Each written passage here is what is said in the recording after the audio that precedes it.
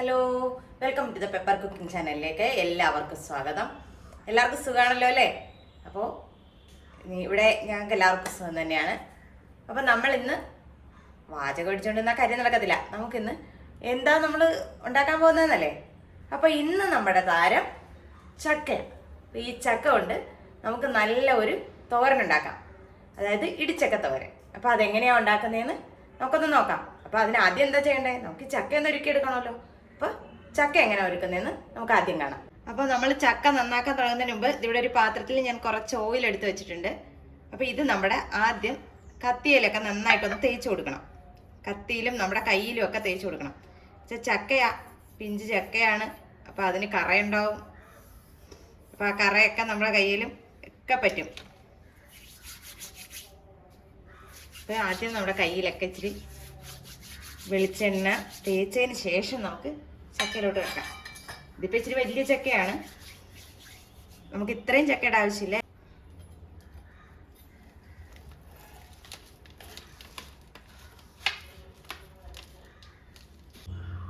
നമ്മളിത് ചക്ക രണ്ടായിട്ട് മുറിച്ചെടുത്തിട്ടുണ്ട്. അപ്പോൾ ഇനി നമ്മൾ ഈ ചക്കയെ നെടുകെ പൊളക്കണം.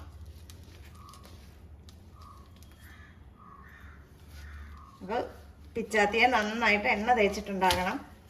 കയ്യിലും എണ്ണ ചേർന്ന് തെന്നി പോകാനുള്ള ചാൻസ് കൂടുതലാണ്. എന്നാലും നമുക്കിതിനെ മുറിച്ചെടുത്തല്ലേ ഒക്കുള്ളൂ. അപ്പോൾ നമുക്കിത് നന്നായിട്ടൊന്ന് മുറിച്ചെടുക്കാം.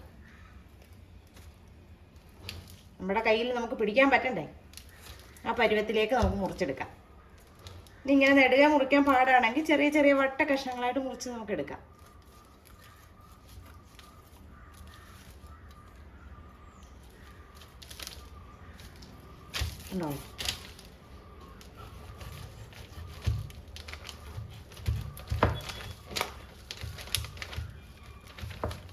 കൈ ശ്രദ്ധിച്ചോണം, കാരണം നമ്മൾ എണ്ണ തേച്ചിരിക്കുന്ന കാരണമേ തെന്നിപ്പോകാനുള്ള ചാൻസ് ഒക്കെ കൂടുതലാണ്.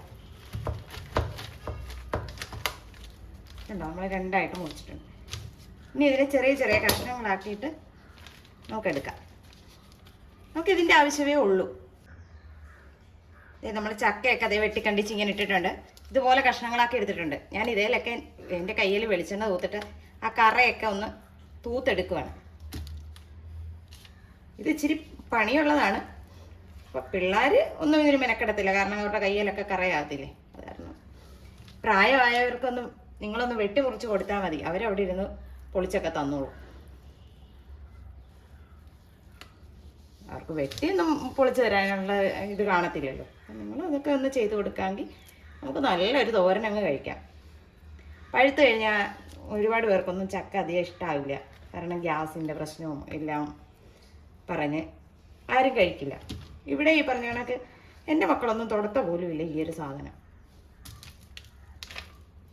പിന്നെ ഇങ്ങനെ തോരനൊക്കെ വെക്കുവാണെങ്കിൽ അവർ കഴിക്കും. പഴുത്ത് കഴിഞ്ഞാൽ അവർക്ക് വേണ്ട. അപ്പോൾ ഇനി നമ്മൾക്ക് ഇതെന്താ ചെയ്യേണ്ടതെന്നല്ലേ? ഇത് ഇത്രയും ഇപ്പം ഇങ്ങനെ നമ്മൾ വെട്ടിയെടുത്തു. അത് കഴിഞ്ഞാൽ പിന്നെ നമ്മളത് ഈ ചക്കയുടെ ഈ മുള്ള ഭാഗം ഉണ്ടല്ലോ, അത് ഇങ്ങനെ നമ്മൾ ചെത്തിക്കളയണം. ചെത്തി ഇനി നമുക്ക് വേവിക്കാൻ പരുവത്തിൽ ഒന്നുകൂടെ ഒന്ന് ചെറുതായിട്ട് കഷ്ണിച്ചെടുക്കണം. ഇനി കഷ്ണിച്ച് കഴിഞ്ഞാൽ നമ്മൾ ഒരു പാത്രത്തിൽ വെള്ളം എടുത്തിട്ട് അതിനകത്തേക്ക് ഇടണം. ഒരു പാത്രത്തിൽ നമ്മൾ വെള്ളം എടുത്ത് വെച്ചിട്ടുണ്ട്. അപ്പോൾ അതിലേക്ക് നമുക്ക് ഈ കഷ്ണങ്ങളൊന്ന് ഇട്ട് കൊടുക്കാം. അപ്പോൾ ഇത് വൃത്തിയാക്കുമ്പോൾ ഇതിൻ്റെ ഈ നടുക്കിരിക്കുന്ന ഭാഗമില്ലേ, ഇതൊന്ന് ചെത്തിക്കളയണം. ശകലം ഒന്ന് ചെത്തി കളഞ്ഞാൽ മതി, ബാക്കിയേ നമ്മൾ എടുക്കാവുള്ളൂ.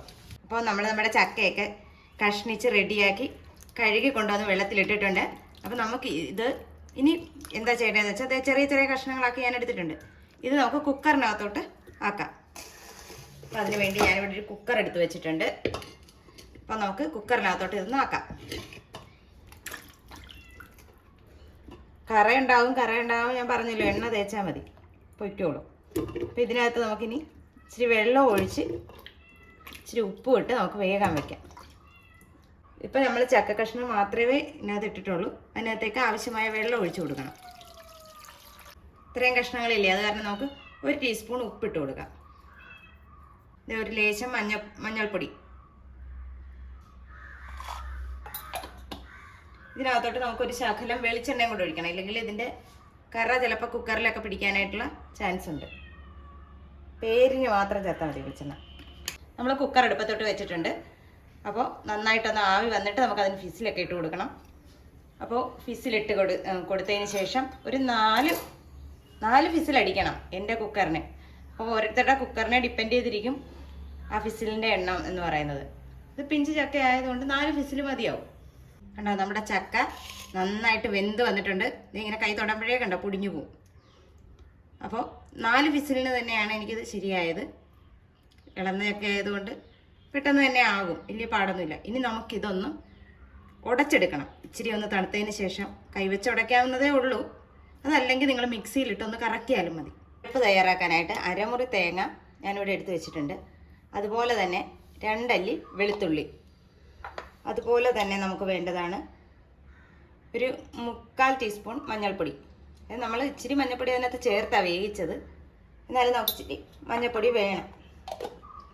കൂടാതെ ഇനി നമുക്ക് വേണ്ടത് ജീരകം, അതായത് നല്ല ജീരകമാണ്. ഒരു 1/4 ടീസ്പൂൺ ജീരകം, ഒരുപാട് ആകണ്ട. ചിലർ വെളുത്തുള്ളി ചേർക്കും ഇതിനകത്ത്, ചിലർ ചേർക്കത്തില്ല. അപ്പം ഞാനിത് രണ്ടും ഇതിനകത്ത് ചേർക്കും. ചിലർ ജീരകം മാത്രമേ ചേർക്കത്തുള്ളൂ. പിന്നെ ഞാൻ ചേർക്കുന്നതെന്ന് പറഞ്ഞാൽ 2 പച്ചമുളക്, ഒരു തണ്ട് കറിവേപ്പില. ഇതെല്ലാം കൂടെ നമുക്കൊന്ന് ചതച്ചെടുത്തുകൊണ്ട് വരാം. അരഞ്ഞു പോകരുത്, ചതക്കേ ആവുള്ളൂ.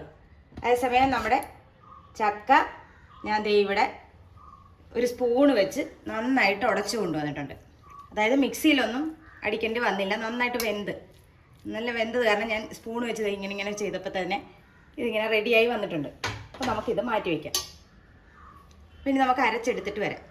കണ്ടോ നമ്മുടെ അരപ്പ് ഈ പരുവത്തിൽ റെഡിയായാൽ മതി. അതായത് ഒത്തിരി അരയുകയും വേണ്ട, എന്നാൽ അരയാതിരിക്കുകയും വേണ്ട എന്ന് പറഞ്ഞ കണക്ക് നമ്മൾ അവിയലിനൊക്കെ നമ്മൾ ഒതുക്കിയെടുക്കത്തില്ലേ, അതേ പരുവം. അപ്പോൾ നമ്മുടെ ചട്ടി അടുപ്പത്ത് വെച്ചിട്ടുണ്ട്. നമുക്കിതിലേക്ക് ഇച്ചിരി വെളിച്ചെണ്ണ ഒഴിച്ചു കൊടുക്കാം. അതായത് വറ പൊട്ടിക്കാൻ മാത്രം മതി നമുക്ക് വെളിച്ചെണ്ണ. അതിനാവശ്യമായ വെളിച്ചെണ്ണ ഒരു 2 ടേബിൾ സ്പൂൺ കാണും. ഇനി വെളിച്ചെണ്ണ ഒന്ന് ചൂടായി വരട്ടെ. അപ്പോൾ എണ്ണ ചൂടായി വന്നിട്ടുണ്ട്. നമുക്കിതിലേക്ക് കടുക് ഇട്ട് കൊടുക്കാം. ഇതേ 1 ടീസ്പൂൺ കടുക്. അപ്പോൾ കടുക് നന്നായിട്ട് പൊട്ടി വന്നിട്ടുണ്ട്. നമുക്കിതിലേക്ക് 2 കഷ്ണം ചെറിയ ഉള്ളി ചേർത്ത് കൊടുക്കാം. അപ്പോൾ ചെറിയ ഉള്ളി നന്നായിട്ട് മൂത്ത് വന്നിട്ടുണ്ട്. നമുക്ക് അപ്പോഴത്തേക്ക് വറ്റൽ മുളക് ചേർത്ത് കൊടുക്കാം.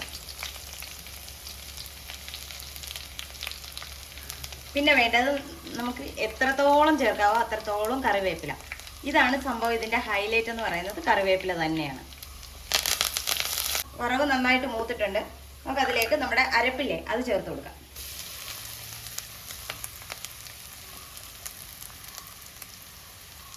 നമ്മൾ അരപ്പ് ചേർത്ത് കൊടുത്തിട്ടുണ്ട്. ഇനി ഈ അരപ്പിൻ്റെ പച്ച ചുവ ഒന്ന് മാറണം. അതിനായിട്ട് നമുക്ക് ഒരു ശകലം കൈവെള്ളം ഒന്ന് തളിച്ചു കൊടുക്കാം. ഒരു ശകലം കൈവെള്ളം, അതായത് ഈ അരപ്പിൻ്റെ പച്ച ചുവ ഒന്ന് മാറാൻ വേണ്ടി മാത്രം, ഒന്ന് ആവി കയറാൻ വേണ്ടി മാത്രം.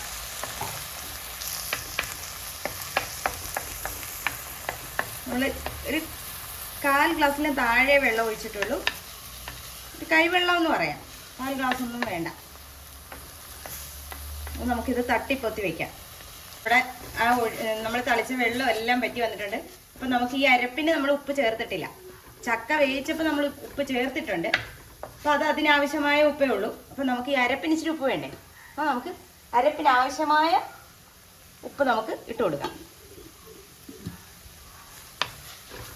പോയാൽ നമുക്കൊന്നും ചെയ്യാൻ പറ്റത്തില്ല. അപ്പോൾ കുറയുവാണെങ്കിൽ നമുക്ക് ഇച്ചിരി ചേർക്കാമെങ്കിലും ചെയ്യാമല്ലോ. അപ്പോൾ നമ്മളിത് ഉപ്പും ഒക്കെ ചേർത്തിട്ടുണ്ട്. ഇനി നമുക്ക് നമ്മുടെ താരം, അതായത് ചക്ക നമുക്ക് ചേർത്ത് കൊടുക്കാം.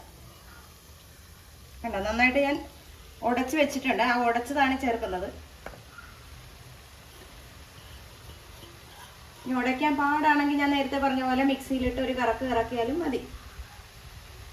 മിക്സി കറക്കാതെ കൈവച്ച് തന്നെ നമുക്ക് ചെയ്തെടുക്കാവുന്നതേ ഉള്ളൂ. എല്ലാവരും കൈകൊണ്ട് ചെയ്യില്ലല്ലോ. വലിയ കഷ്ണങ്ങളുണ്ടെങ്കിൽ ഒന്ന് കൈവച്ചൊന്ന് കുത്തി ഉടച്ച് ഒക്കെ കൊടുത്താൽ മതി. ഒരുപാട് തേങ്ങ ചേർക്കേണ്ട കാര്യമില്ല. തേങ്ങ ചേർത്ത് കഴിഞ്ഞാൽ തേങ്ങയുടെ ചുവ മാത്രമായിരിക്കും. നമ്മൾ വെക്കുന്നത് ചക്കയല്ലേ, അപ്പോൾ ചക്കയുടെ ആ ടേസ്റ്റ് വേണം നമുക്ക് മുന്നിട്ട് കിട്ടാൻ.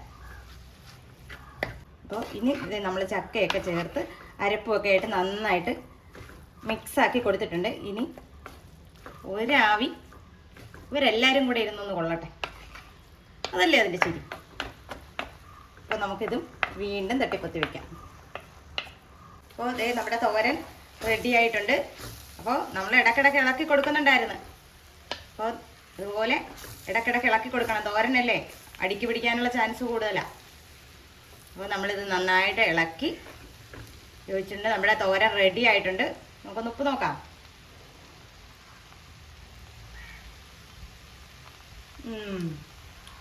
അടിപൊളി ടേസ്റ്റ് കേട്ടോ.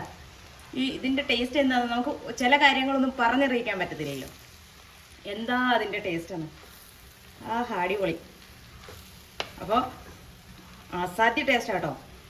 അപ്പോൾ എല്ലാവരും ഇതൊന്ന് ഉണ്ടാക്കി നോക്കണം, ഉണ്ടാക്കി അതിൻ്റെ ടേസ്റ്റ് നിങ്ങൾ അറിയണം. അതിനോടൊപ്പം തന്നെ വീഡിയോ ഇഷ്ടമായാൽ ലൈക്ക് ചെയ്യാനും ഷെയർ ചെയ്യാനും ഒപ്പം സബ്സ്ക്രൈബ് ചെയ്യാനും മറക്കരുതേ. നല്ലൊരു വീഡിയോ ആയിട്ട് കാണുന്നവരെ ടാറ്റാ, ബൈ ബൈ.